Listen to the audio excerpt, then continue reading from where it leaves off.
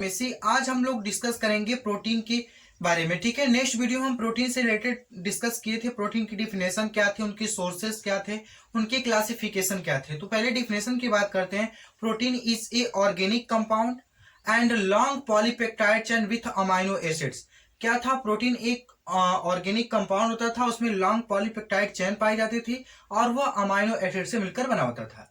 जो amino acid था उसकी बिल्डिंग ब्लॉक ऑफ प्रोटीन्स, यानी अमाइनो एसिड प्रोटीन से मिलकर बना होता है। और उसके बाद क्या होता है कि उसमें कार्बन, हाइड्रोजन व कार्बोक्सिलिक ग्रुप था और उसके बाद वेरिएबल ग्रुप थे। ठीक है, जैसे हम यहाँ उसके फार्मूले की बात करते हैं तो NH2 था, उसके बाद C कार्बन, हाइड्रोजन, फिर उसके बाद COOH कार्बोक्सिलिक, फिर R वेरिएबल था। ये फार्मूला थे।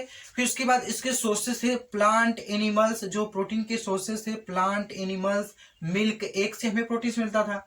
ठीक है, इसके क्लासिफिकेशन के बारे में हम लोग देख लिए थे कि सिंपल प्रोटीन, कंजुगेटेड प्रोटीन, तीसरा था ड्राई प्रोटीन।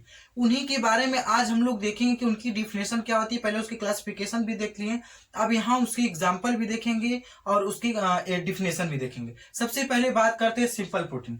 तो सिंपल प्रोटीन जो होती है, simple protein in the naturally organic protein which on hydrolysis give amino acid are called simple protein. क्या होता है कि एक जो सिंपल प्रोटीन होती है, नेचुरली यानी प्राकृतिक ऑर्गेनिक प्रोटीन और ऑर्गेनिक कंपाउंड से होता है, विच हाइड्रोलिसिस गिव अमाइनो एसिड, और किससे उसका हाइड्रोलिसिस होता है, अमाइनो एसिड से हाइड्रोलिसिस होता है। ठीक है, तो ये सिंपल प्रोटीन हो जाती है। Simple protein are two types, यह दो प्रकार की होती है। एक होता है फाइब्रस प्रोटीन और ग्लोबुलर प्रोटीन। फाइब्रस प्रोटीन के एग्जांपल थे कैरेटिन एंड हेयर, और इसके फिर दूसरे एग्जांपल थे स्किन एंड नेल्स।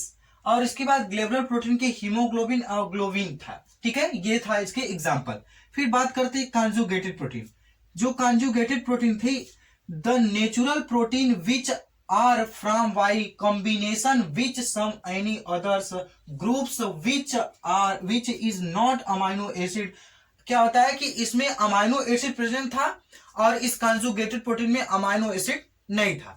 ठीक है, तो ये होती है कंजुगेटेड प्रोटीन। और इसके एग्जांपल थे ग्लाइकोप्रोटीन, फास्फोप्रोटीन, इसके एग्जांपल है। ठीक है, डिफिनेशन आप कई बार रिवीजन करके देख सकते हैं, बिल्कुल आसान है। अदर में देखेंगे तो आप बहुत लॉन्ग लिखवाया गया है, लेकिन यहाँ एक दो लाइन की डिफिनेशन है। ठीक है, तो क्या है था कि the naturally protein which are from by combination with some any others groups which is not amino acid which, इसके एग्जाम्पल जाते हैं ग्लाइकोप्रोटीन और फास्फोप्रोटीन। फिर नेक्स्ट तीसरा देखते हैं dry protein. Which protein derived from the simple and conjugated protein bye there denaturation which protein derive into two parts, यानी ये दो पार्ट में डिवाइड होती है। और इनकी डिफिनेशन बिल्कुल आसान है, आप कर सकते हैं इसको। फिर इसके दूसरे दो क्लासिफिकेशन कौन से हो जाएंगे, प्राइमरी प्रोटीन और सेकेंडरी प्रोटीन, यानी एक प्राथमिक और द्वितीय प्रोटीन पाया जाता है। जो कि प्राथमिक प्रोटीन के मेटोप्रोटीन था, इसके एग्जांपल जो प्राइमरी के थे, और इसको जो सेकेंडरी थे प्रोटीन कोष था। ठीक है, प्रोटीन कोष, ये इसके एग्जांपल थे। जैसे हम बताए थे कि जो प्रोटीन थे बिल्कुल यह कार्बोहाइड्रेट अलग था, जो मोनोसेक्राइड, डाइसेक्राइड, पॉलीसेक्राइड, ओलिगोसेक्राइड के बारे में हम डिस्कस कर दिए थे। फिर आया था प्रोटीन। अब प्रोटीन के बारे में कल हम नेक्स्ट वीडियो में प्रोवाइड किए थे, नेक्स्ट वीडियो में आप लोग देख सकते हैं पार्ट 1 में। आज पार्ट 2 है, जो कि उसके डिफिनेशन दिखाए थे, हम प्रोटीन की बताए थे, और उसके बाद एमाइनो एसिड क्या होते हैं, और उसके बाद उसकी क्लासिफिकेशन बताए थे, उनके एग्जाम्पल भी दिए थे।